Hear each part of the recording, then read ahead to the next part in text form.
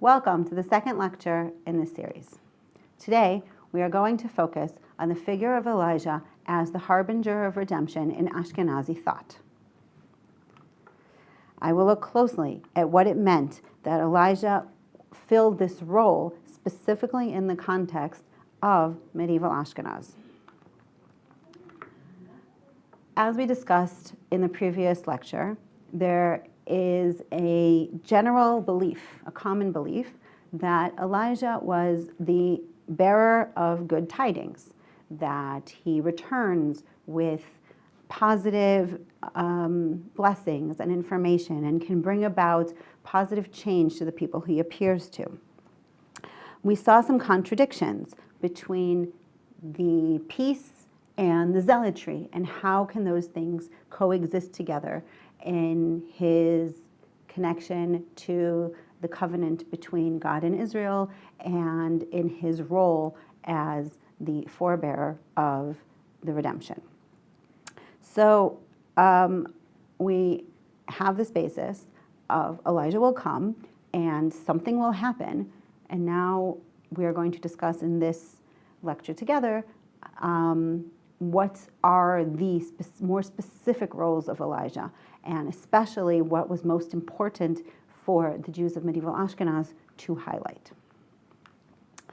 Returning for a moment to our foundational text in the final prophecy of Malachi.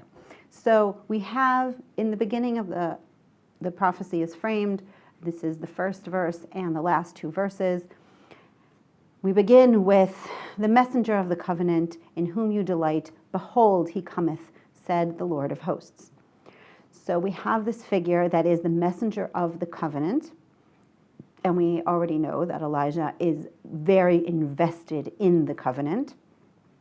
And at the end, and then I'm reminding that we also have the directive to follow the law of Moses. And immediately after that, I will send you Elijah the prophet before the advent of the great and terrible day of the Lord. So we have in the beginning this messenger of covenant figure who will be sent. And then at the end, we have the figure of Elijah the prophet. So these two figures at the beginning of the chapter and the end of the chapter are going to be connected and seen as one and the same, that Elijah is the messenger of covenant, or the word malach in Hebrew is also the angel.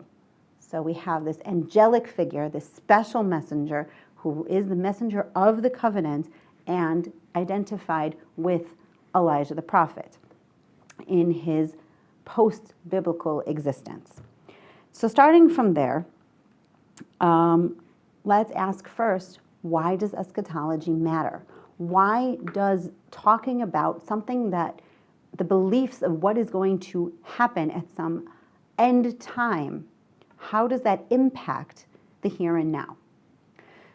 So I will read, their religious imaginations collided, converged, and reverberated in an endless cycle, discussions between Jews and Christians in the Middle Ages about the end of time, about apocalypse, what is happening, to what each group is believing, and their religious imaginations are colliding, but also playing off of each other in an endless cycle, which continually reworked mutual perceptions and definitions. So we're going to see that there are a lot of similarities, a lot of the same traits, a lot of the same characteristics or trajectories of things that they're imagined to happen in a certain way, but they are also not the same. How?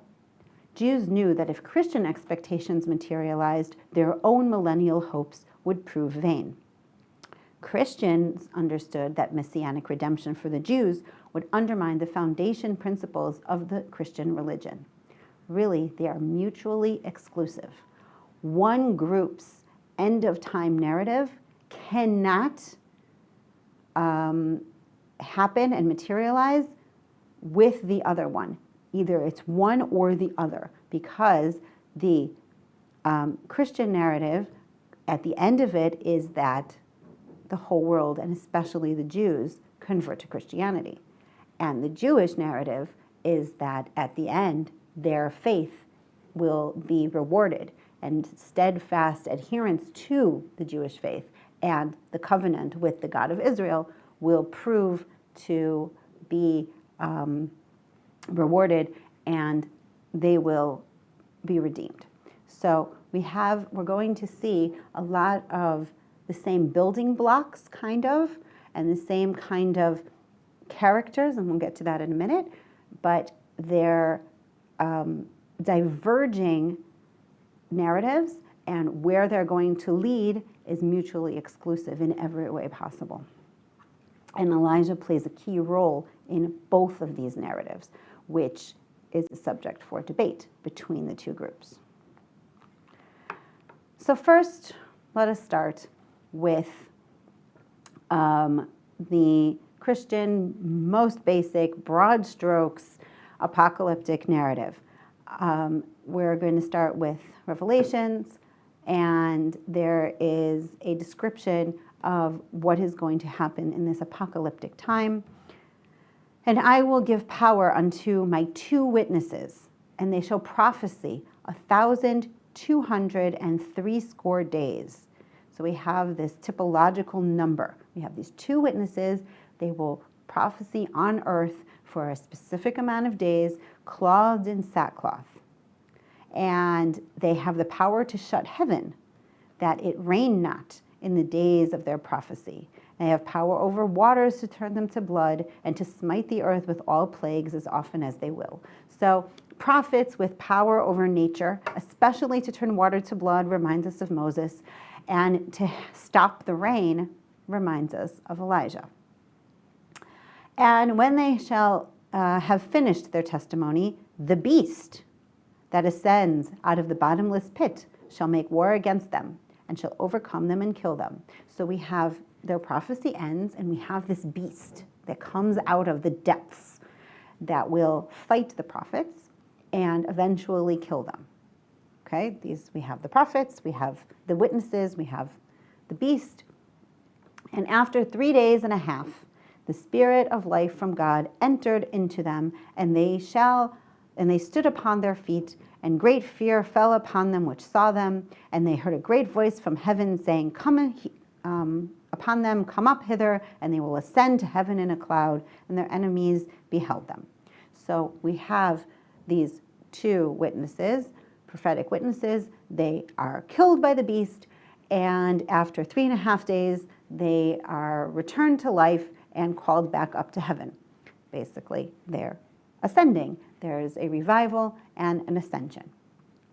And from this narrative, there was a lot of discussion of who these are going to be.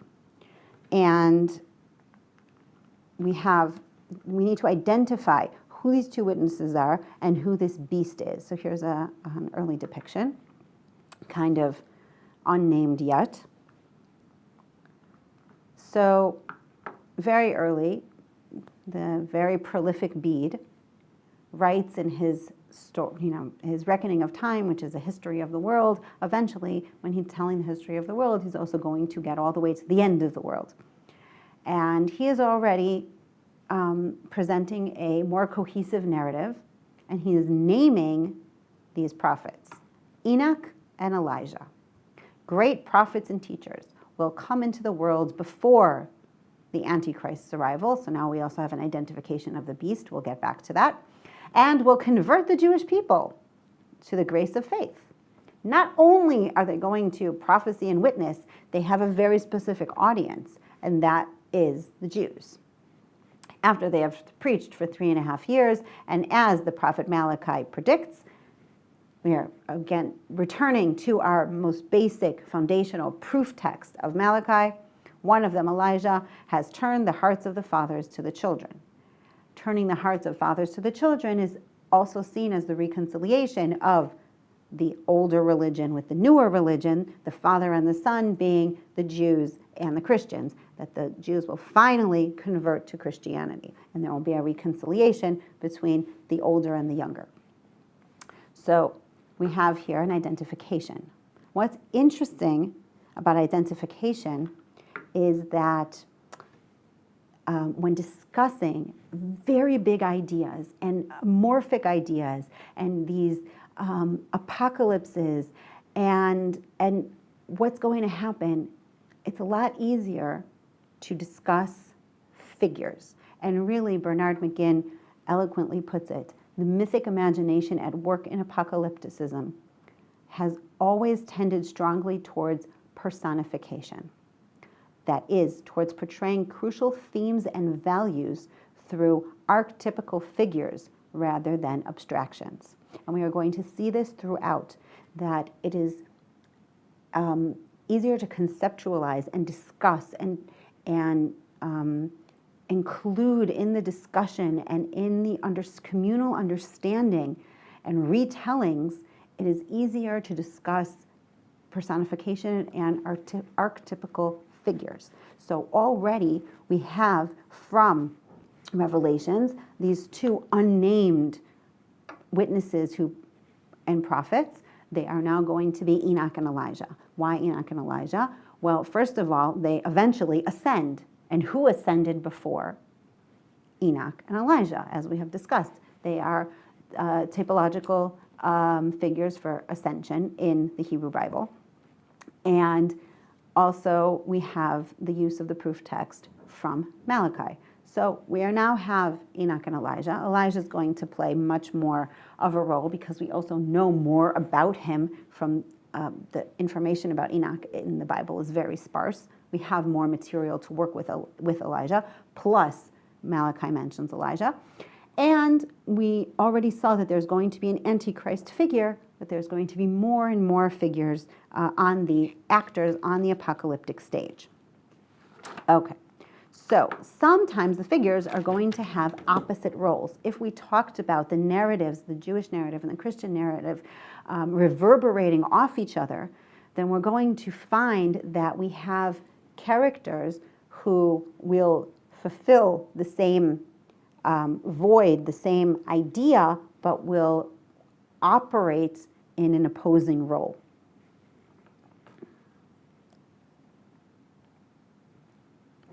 Before I continue with Jewish apocalyptic narratives, I do want to note that there are a few instances of apocalyptic discussions in rabbinic sources, especially in the Talmud.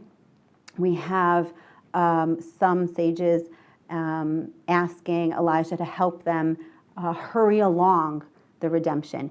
If it's a Rebbe is asking Elijah who has the power of prayer on earth to force nature into the stage of redemption, and Elijah gives that information, but then in heaven they are not happy that Elijah revealed that special information and send Elijah to disperse the gathering of prayer. And we also have a very famous story of Rabbi Joshua ben Levi, who asks Elijah, where can I find the Messiah? And Elijah sends him to the gates of the great city, which is Rome or Constantinople. And he speaks to the Messiah there and says, when are you coming?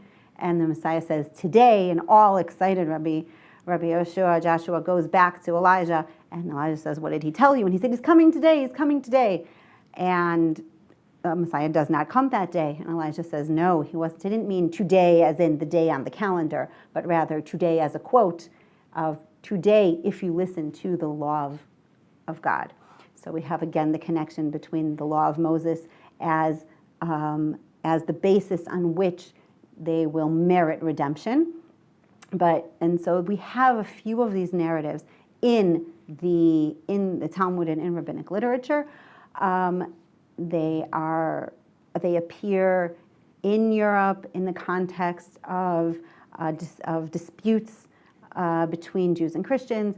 I'm not going to discuss these stories in depth in this series, but there is a lot of more interesting material than we can properly attend to today.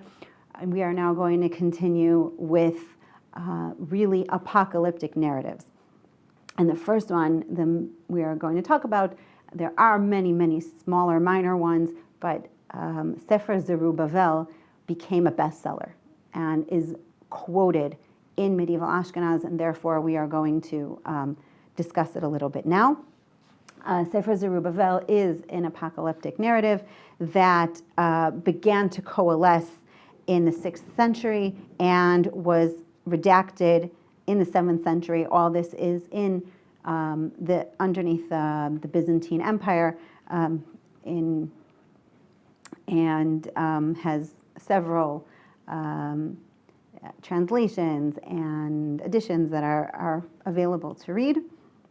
There are many actors on the apocalyptic stage in Sefer Zerubbabel. We have not one, but 2 messiahs, and we also have the mother of the Messiah, and we have Elijah. So what are Elijah's roles on this crowded stage? What does Elijah do specifically in the apocalyptic narrative?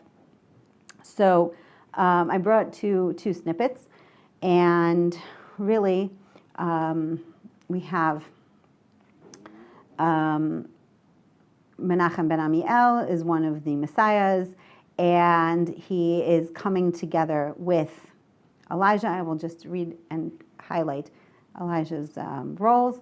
Menachem ben Amiel will say to the elders and sages, I am the Lord's anointed, I am the Messiah. The Lord sent me to bring you good tidings and save you from the hand of these enemies. We have here redemption. But the elders will look upon him and despise him, for all they will see is a man despised in worn-out clothes, and they will despise him as you despised him. Then his anger will burn within him, and he will put on clothes of vengeance as a garment and wrap himself in a mantle of zeal. So 2 things that we have here is the Messiah saying who he is, and the people not believing him. That's one thing. And the second one is the theme of vengeance and being able to wear the clothes of vengeance and then acting. That will come up again.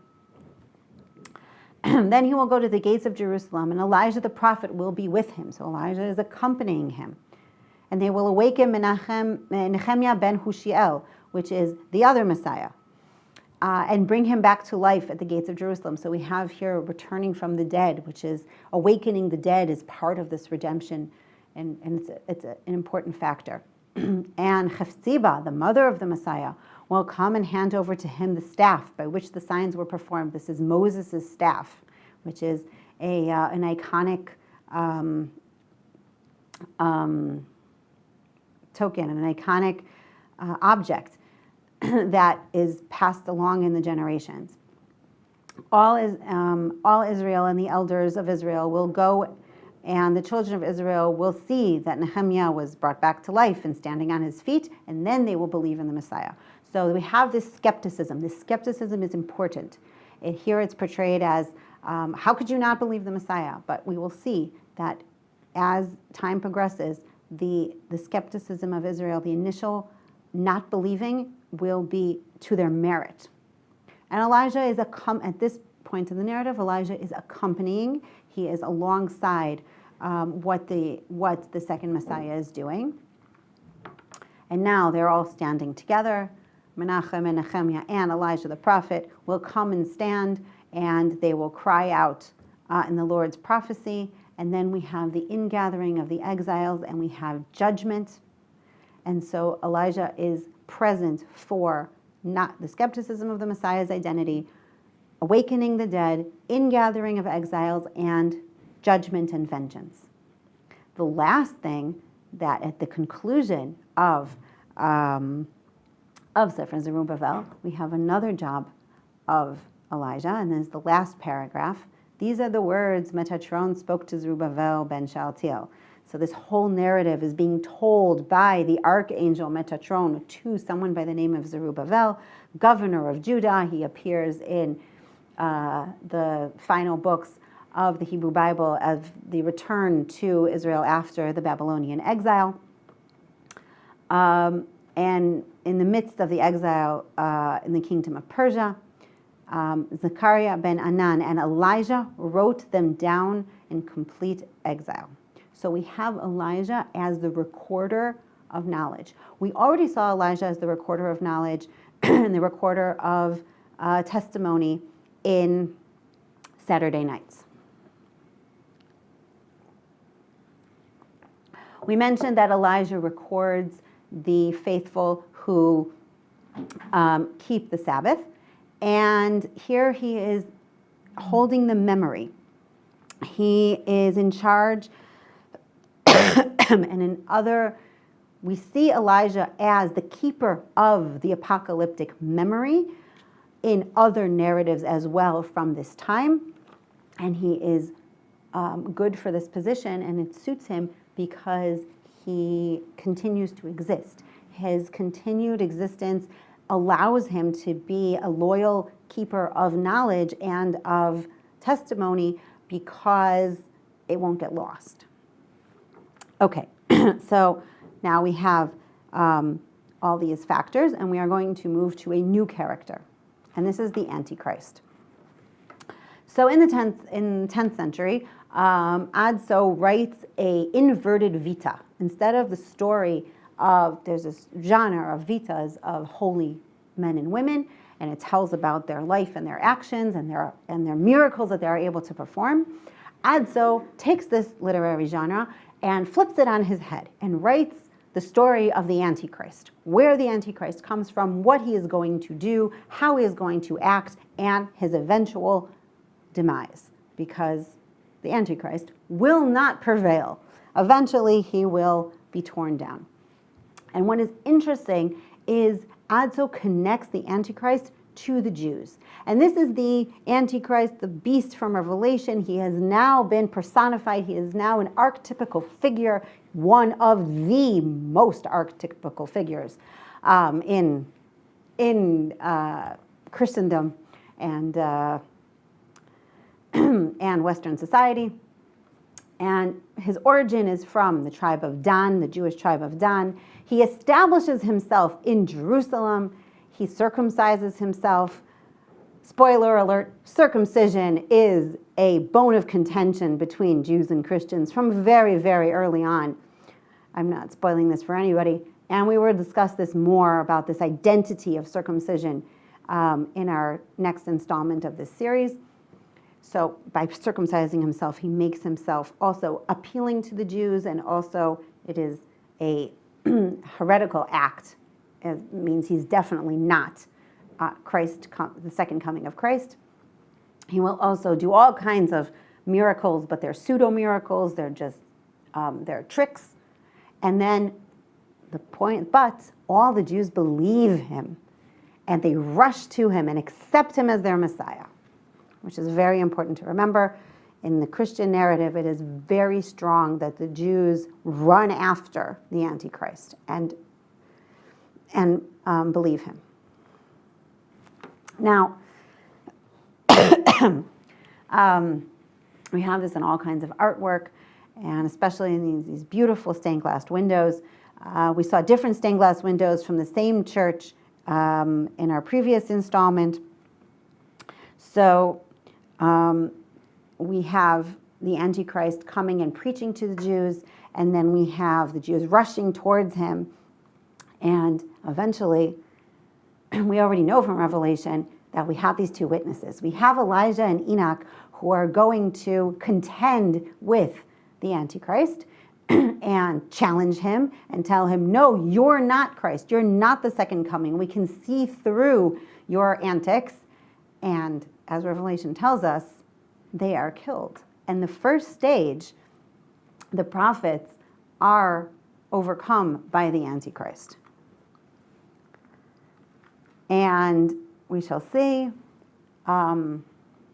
We also have the two prophets prophesying, and but they do succeed. They may not succeed in taking down the Antichrist right away, but they do succeed in something else, which is converting the Jews, convincing the Jews that this is not the real Messiah, that it is not who they wanted, that who they wanted is not going to come, that this is the Antichrist. And what they should do is completely flip and convert to Christianity and then await the second coming of the real Christ, the real Messiah. Moreover, whatever sons of Israel are found at that time, whoever has survived other catastrophic apocalyptic events, or just whoever is still left from the sons of Israel, these two greatest prophets and teachers will convert to the grace of faith.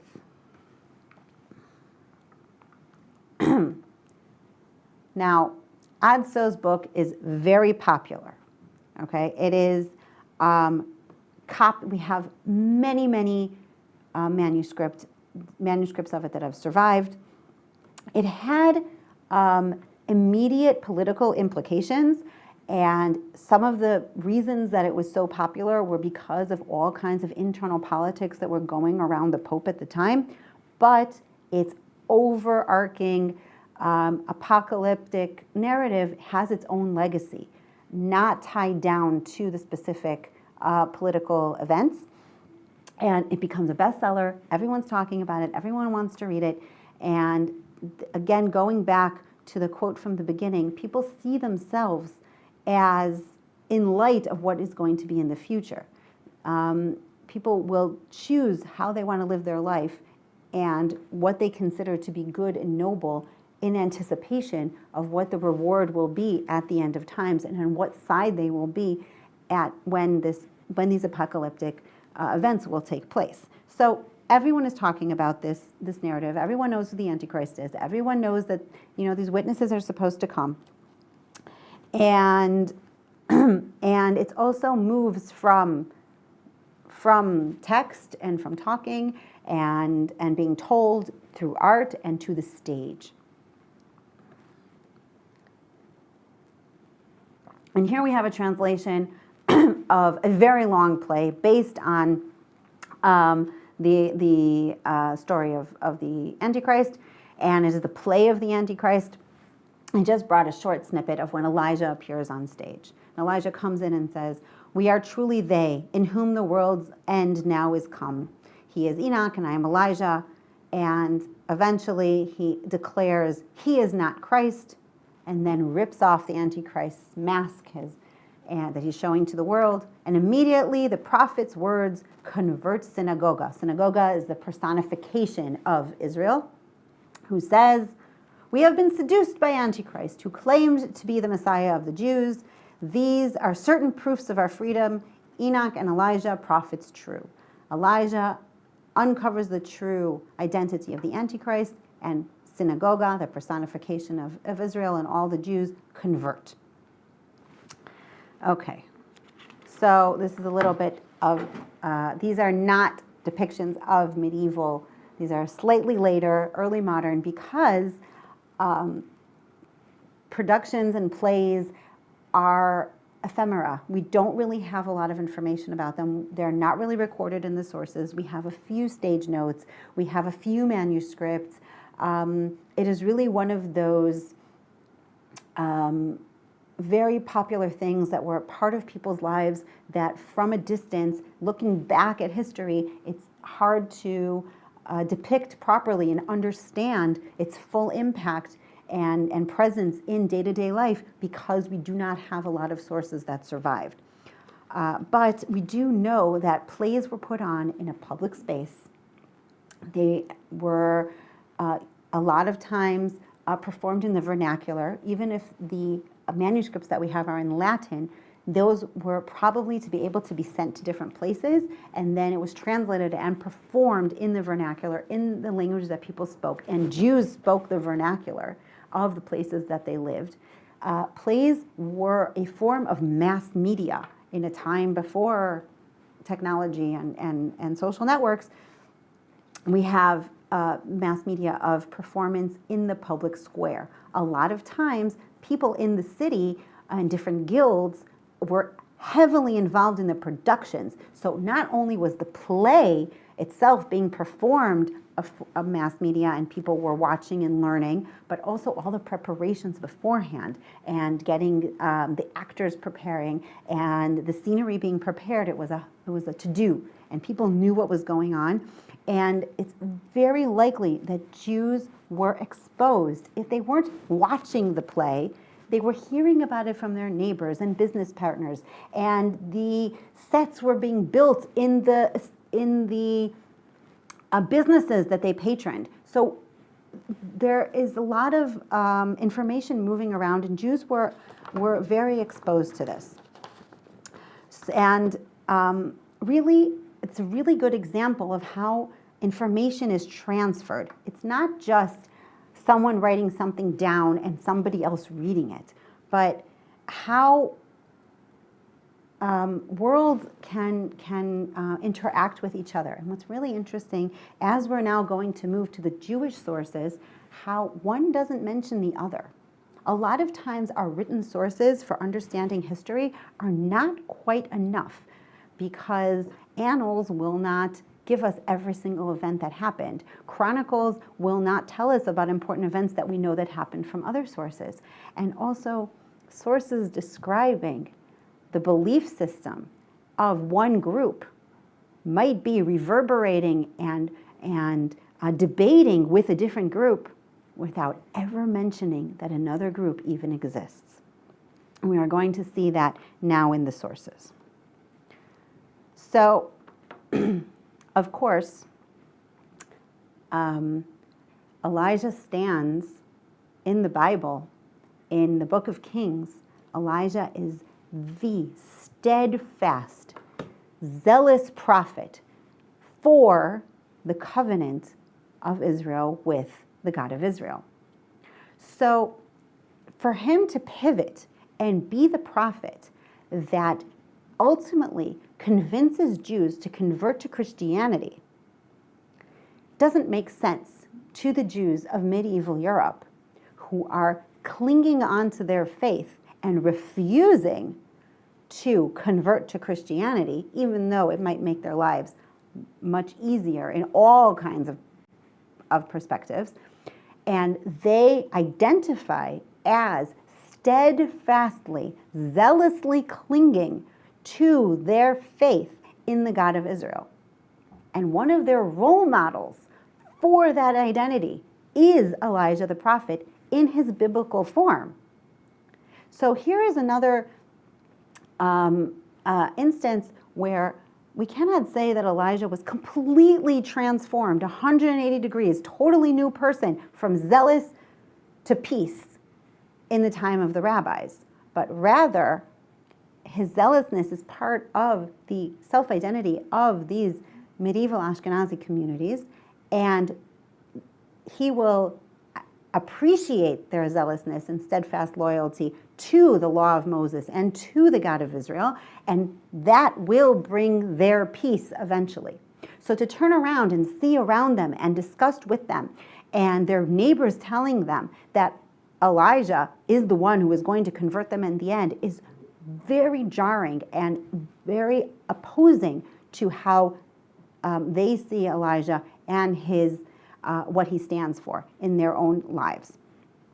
And we see this in how they are going to use Jewish apocalyptic sources in explaining Elijah's role. And really, by talking about Elijah, they are answering, they're giving themselves answers to the perception of Elijah in the outside and surrounding Christian society.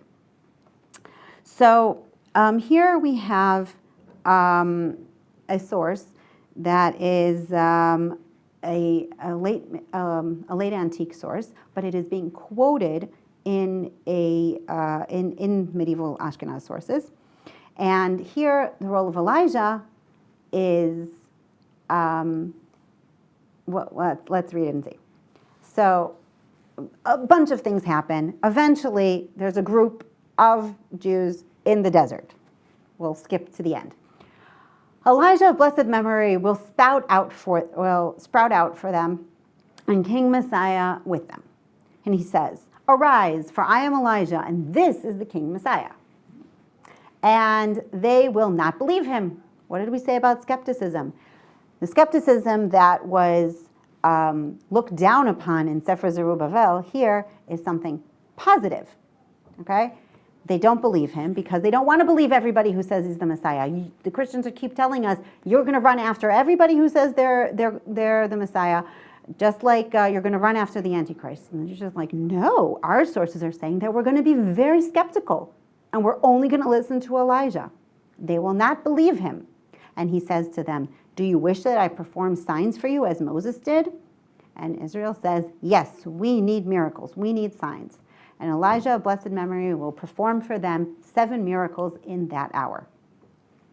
So when we discussed the role of the Elijah figure in the Gospels, as first Elijah has to be identified so that Elijah can identify the true Messiah. Here too, the Jews are skeptical of the person saying that he is the Messiah, and they need Elijah to perform miracles and to attest to his true identity. Now, what else is Elijah going to do? And here we have a passage, a midrashic passage, from a collection called Midrash Abkir.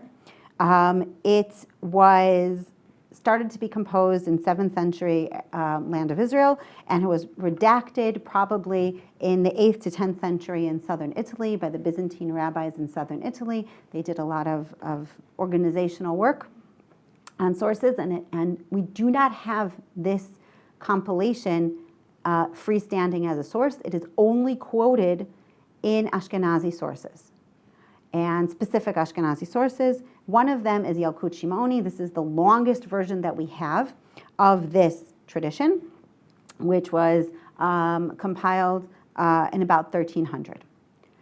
So it's just too good not to read.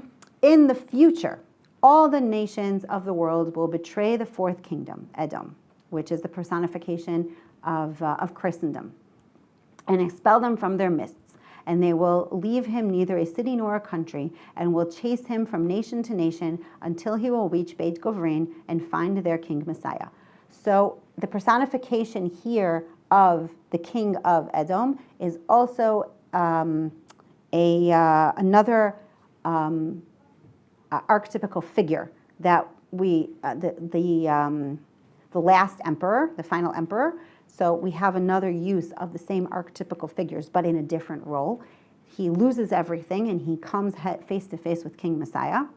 And this king of Edom will surrender the kingship to King Messiah, and he will then flee to Batra, and the Holy One, blessed be he, will reveal himself to him and slay him. Instantly, the Holy One, blessed be he, seizes this prince by the lock of his head, and Elijah slaughters him.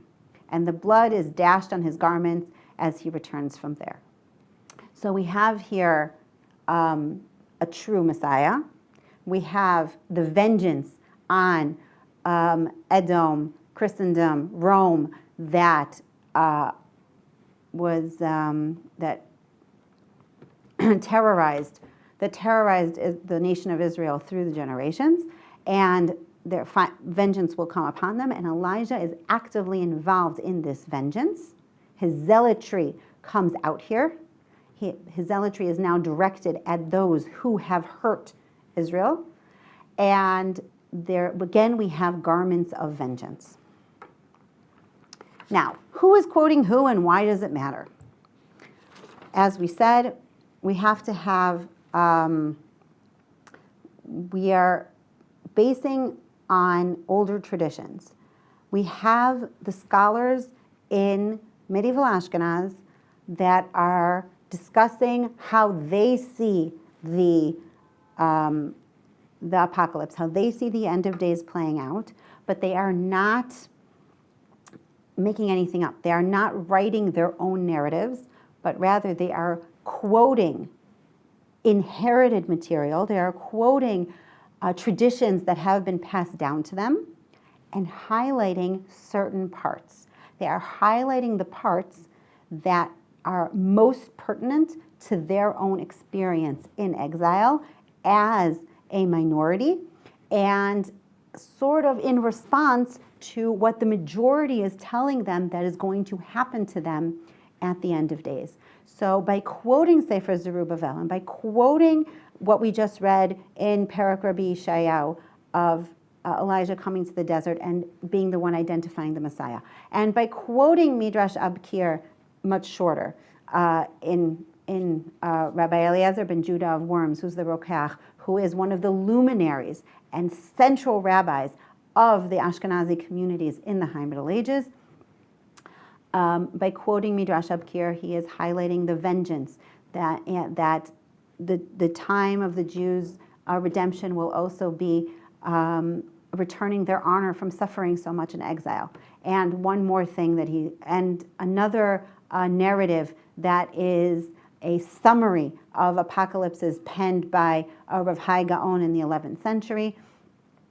And there are two more places where this Midrash Abkir that we just read about the vengeance and Elijah's participation in this vengeance appear also in the same time period and the same sort of sources and the same culture of sources, the same group of scholars writing about them. They are reclaiming Elijah.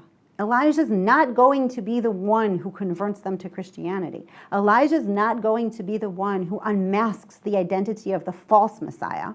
He is going to be the one who identifies the identity of the true Messiah, and he is going to reward those of Israel who stayed loyal and faithful like he was in the Bible. They are just like him, standing fast and in the face of persecution from the king, like Elijah stood in the face of Ahab and Jezebel. And they identify with his zealotry, and they identify with his steadfast faith, and that will bring their peace. And they reject who Elijah is cast, and the role that Elijah is cast by the Christian narrative, and reclaiming him as their own, as their champion. Okay, and the last source I want to discuss is an interesting story found in Sefer Hasidim. Sefer Hasidim belonged to the Ashkenazi Hasidic movement, pietist movement, headed by Judah the Pious in the 12th and 13th centuries. And in a larger discussion of the power of atonement and trying to understand the world and that God works in ways that humans will never understand, and discouraging trying to speed up the redemption faster than God's schedule. We have this story. They bring in the mythical figure of Rav Hai Gaon, and a discussion that every year he would come to the procession, the yearly procession around the Mount of Olives. We know this was a historical procession that every year on the last day of Sukkot, Hoshana Rabbah, was a kind of apocalyptic time, and there was a procession around the Mount of Olives in early Middle Ages. So they're taking this like real historical event and the mythical figure of Rav Hai Gaon, who says that he was there, and discuss how Elijah walks with him. And Rav Hai asks Elijah, when will the Messiah come? And Elijah responds to him, when the Mount of Olives is surrounded with priests, with descendants of Aaron. And Rav Hai tries to make this happen, and it doesn't work. And it doesn't work because the lineages aren't pure. And there's only one man who's on the side, and he's lame in one leg, and he's missing an eye. And Elijah says, you see that one over there? He's the true descendant of Aaron, and the rest of these people who are taking on heirs and saying that they are of priestly families, it's not for real. Now this connects, of course, to Elijah being able to discern lineages that we saw in the end of Eduyot in the Mishnah, and it connects to Elijah having special knowledge that we've seen in the rabbinic sources. But here it's kind of a story of you have to let time progress according to God's plan, and trying to agitate the process and make the redemption come faster is doomed to fail. This is also a reminiscent of the story in the Talmud about trying to bring upon the redemption through prayer. So we also have this understanding in the Ashkenazi Jewish world, medieval world, that there will be a plan and Elijah will be involved, and it has to take its own time, and that is in response to all kinds of ideas of trying to hurry up and count and figure and calculate when the redemption is supposed to come. And on the other hand, we also have a response to ideas that are around without mentioning the ideas around, but through how Elijah is characterized, and through the explanation of Elijah's roles and tasks during the redemption, we see that it is a response to Elijah's personification in the surrounding narrative. So in conclusion,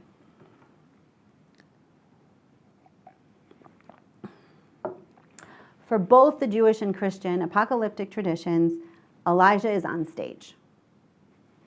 That's a given. There are a variety of Aggadic Jewish sources that discuss Elijah's jobs in heaven, trying to advance the redemption. One of them is writing down the merits of those who keep the Sabbath that we saw. And other things appear in esoteric texts like Hechalot literature, and some of the stories in the Talmud. Now, Jewish works compiled and edited during the 12th to 14th centuries and discussed eschatological scenarios chose to cast Elijah in a certain role, picking and choosing from the sources available to them. The figure of Elijah for these writers is active alongside the Messiah or Messiahs in exacting vengeance on Edom, Christendom, as well as assisting in the ingathering of the exiles. Now, the Jewish medieval narratives are casting Elijah in an opposing role to Elijah in the Antichrist narratives, as exposing the falsehood of his claims to be the Messiah, and also converting the Jews. And hence, the Jews are reclaiming Elijah and turning his zealousness, his biblical zealousness, back on the Christians during the eschaton. And here we have an example of artistic portrayal of Elijah performing his duty as harbinger of the redemption, as forerunner of the Messiah. In the next two installments of this series, we are going to discuss how these ideas about Elijah and how the connection between Elijah's apocalyptic roles and the identity of the people living who are telling or discussing his roles, his future roles. We are going to see how these general ideas or very learned concepts are communicated to the general population and are ratified and expressed and taught from generation to generation through rituals and customs. And we will be beginning with circumcision, which is a very central meeting point of Elijah with the community and with everyday life, and a good opportunity to discuss the important theological ideas that he will represent.